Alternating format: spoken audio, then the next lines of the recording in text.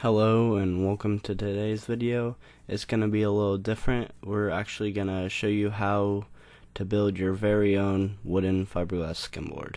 So the first thing you're going to need is a tape measure or ruler, then something to make markings or write with, some tape, any kind works, I use Scotch, scissors to cut out the template, 2 pieces of poster board so you have enough length, and a piece of plywood that you'll be using for the board. Next, you're going to want to tape together the 2 pieces of poster board so that you'll have enough area to make your template. I made my markings for the board at 53 inches long. Then for the center one, I divided the width I wanted in half and marked it at 11. So with this template, the board should come out to be 53 by 22 inches wide. Okay, so on my board, I actually wanted to give it a different looking tail, so I wrote the dimensions of how far out I would need to go and where the points would be on the board. That's what those inches marks are. So if you want to copy me, you can use it too. Then after that, I traced out the shape I wanted multiple times till I got to what I want. Then I started to cut it out. Now cutting out takes a little bit, so I just skipped through it. And here I'm taping the piece of paper to the board itself so that I can trace it. And now I have it all laid out for tracing, and you just take the marker, go around. The other side's already traced because I already flipped it, and just go around the edge real carefully so you get the perfect shape that you want.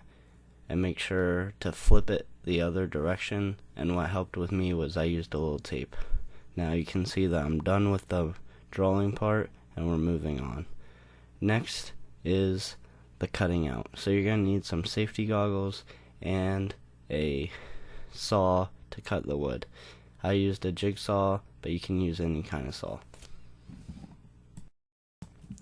Now when you're doing this, use extreme caution and just go along the outline so you create the shape you want, and always stay outside, because in this step you'll need a sander, and what I was saying before, stay outside, you'll just sand down all these lines so it's perfectly smooth and flat, so it ends up like this in the shape that you want.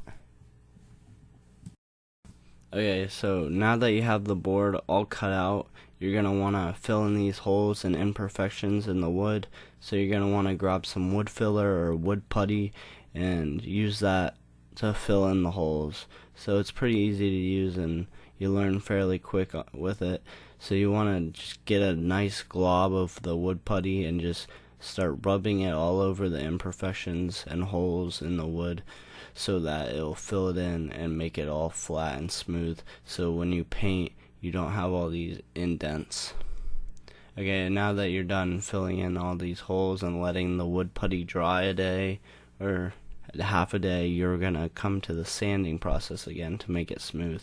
So you're gonna want to sand circular patterns around in the board till the board gets to the smoothness that you like. And for the sanding, just take your time. You're gonna have a lot of sanding, and once you finish sanding the top and back, you're gonna want to sand the edges, and you want a nice curved top edge, and I just put a slight curve on the bottom edge, but you don't have to. A lot of people just leave it flat. And on this back portion, if you don't do a hardtail like me, you won't have this problem, but just take your time and you'll get it all smooth. Okay, now that you're done sanding the board actually, and you got it all nice and smooth and the edges real curved and stuff on the top, you're going to want to soak the board for 24 hours. And since I don't have a tub or anything big enough to soak the whole board at the moment, I'm going to use my pool and just weight it down to the bottom and make sure that it's completely flat so it doesn't warp at all. But I would suggest using a bucket because it's a little weird having your board on the bottom of your pool. But that's what I'm gonna do. So here's me freezing my butt off because it's like 60 degrees right now. Okay, so I didn't actually film me going in the water, but here's it at the bottom of the pool weighted down with bricks. Now once you want to let that sit for 2 days, you want to put it in a mold like this using some pieces of wood to create rocker for the nose, and weight it down and leave that there for about a day. I'd suggest leaving it outside because mine didn't fully harden enough, so I had to leave it in longer. After you let it dry and stuff outside, you want to paint the board so that it has extra protection from the water, and it also makes it look a little better, I think.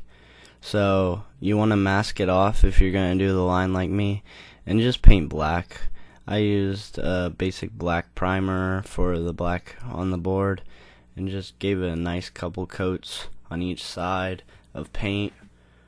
First I gave it probably 4 coats each side of yellow, then 2 coats of this black line.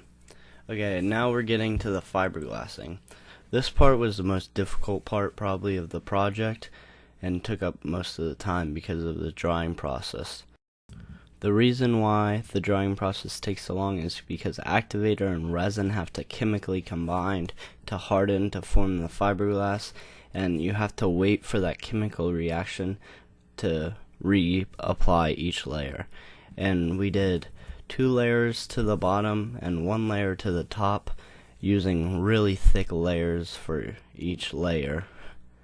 And we also went around the sides on the last 2 coats we were doing. Now you have to be aware of how hot the resin actually gets when it's chemically reacting. As shown in the last clip, it gets really hot. And now after you've had the resin harden, you want to go back to sanding again. This time use soapy water and just progressively get finer grit sandpaper.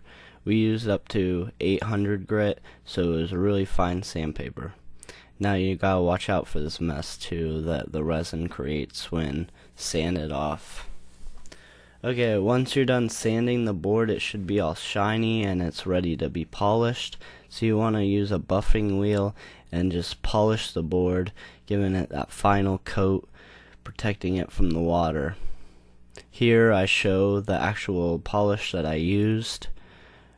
So if you want to recreate my board exactly, you can use this polish too, but I'm sure anything will work that you can find it.